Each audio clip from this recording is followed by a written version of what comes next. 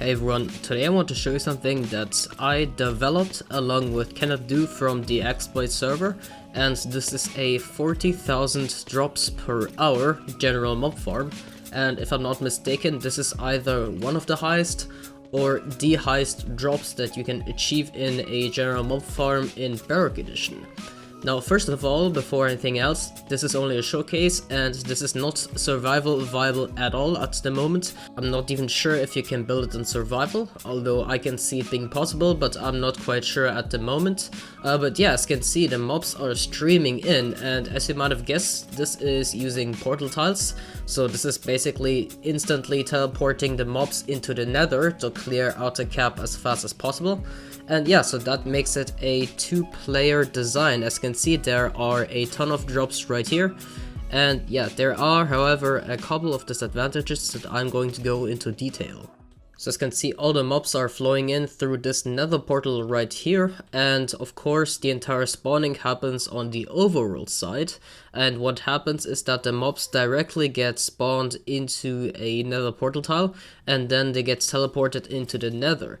This means of course that you will either need to be two different players operating this farm, or you will need to be one player that has to constantly switch back and forth into the nether to, well, collect all the drops, which makes this of course significantly less survival viable, because switching back and forth is kind of annoying, not to mention the fact that the setup is massive. Only what you can see here in the nether, we also have a collection right here, and if you do want the full 40,000 drops per hour, you're going to want to make the drop shaft shorter and just add a trident killer. And yeah, that's how I tested the rates. The rates with the Trident Killer and Looting 3 are 40,000 drops per hour. And that's pretty nice for a Bedrock mod farm. So this is the mob spawning layout itself. Now at first this does indeed look like a massive cube, but what you have to consider is that this is just built like this so that we can effectively have all of these sphere spawning spaces. Because as you know, spawning in Bedrock Edition is spherical. It works spherical around the player, and it starts at 24 blocks radius and it ends at 54 block radius. And that basically makes sure that we can indeed get all the spawning spaces. And how this layout works right here is that we first of all use portal tiles to instantly transport the mobs into the nether, and we use water to reduce the light from the portal tiles so that mobs can actually spawn.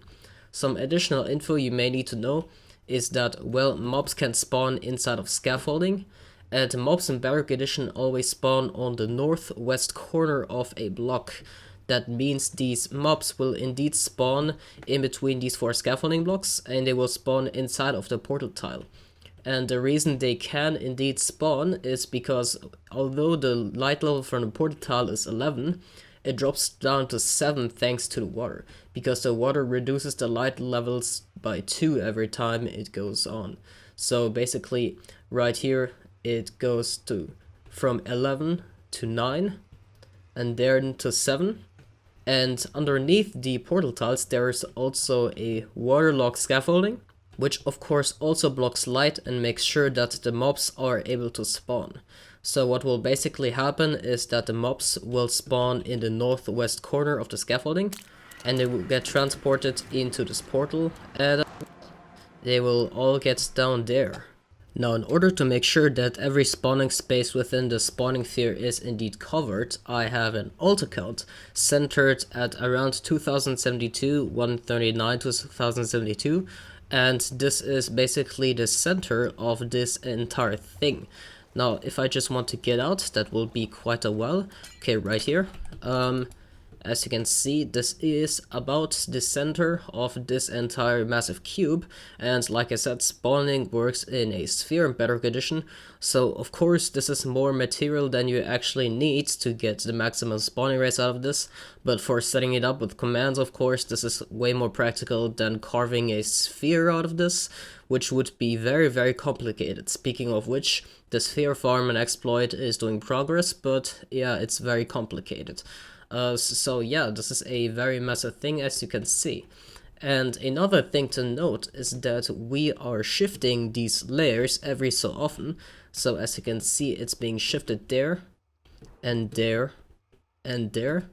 So what we're doing is having them go around in a, not a circle, but basically moved on X and Z axis every so often. And this is so that we get all the surface spawning spaces. So if you don't know, in Bedrock Edition, there is a surface cap and a cave cap. And of course, utilizing both caps means faster spawning. And by moving these around, make sure that we do indeed get all of the spaces that we would want. And yeah, this is how this works.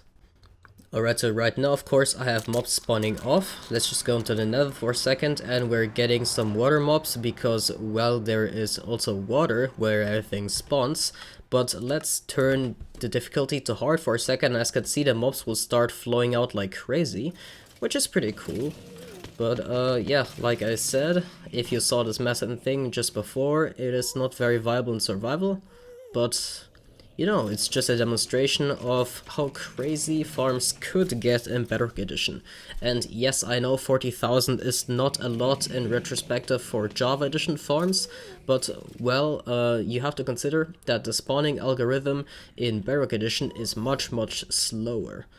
Also, a few things that you could optimize with this nether system is that you could either make a ghost portal and then have no underside. That means that the mobs would literally spawn mid-air because, well, that's what a ghost portal is. Or what you can do as well is have sand pushers attached to the backside of it, which will, of course, push out all the mobs so that they fall down. And yeah, it works through blocks. If you haven't seen my sand pusher explanation video, I highly suggest you go watch it. But the thing with both these methods is that both the ghost portal and the sand pushers will be patched in the 1.15 update, so yeah. Another thing to consider is that spawns like baby zombies will slow down this farm. So the baby zombies will stay down on the scaffolding, and over time this will completely stop because the cap will be filled. And right now it is still going, but after some time it will completely stop spawning, which is another flaw of this layout. Because as you can see right here, the baby zombies might spawn down at the scaffolding and just stay there, which is of course not good. And well, there's not much you can change about it right now. I'm sure that there are other ways to make layouts that do not have this issue, but for this one there is this issue. And this is more a concept than just anything. So let's take a look at this layout one more time. We of course have to have the portal tile in the northwest corner because, like I said, mobs spawn in the northwest corner of blocks. So that means if they would spawn on that block right here, they would appear right here, which means we need to waterlog this scaffolding right here. Then I'm just gonna put some barrier blocks around. Then we would need water on top of the scaffolding with, of course, still the water under that scaffolding, and then have one portal tile right here. And that would be what you have to have for each, well, spawning space.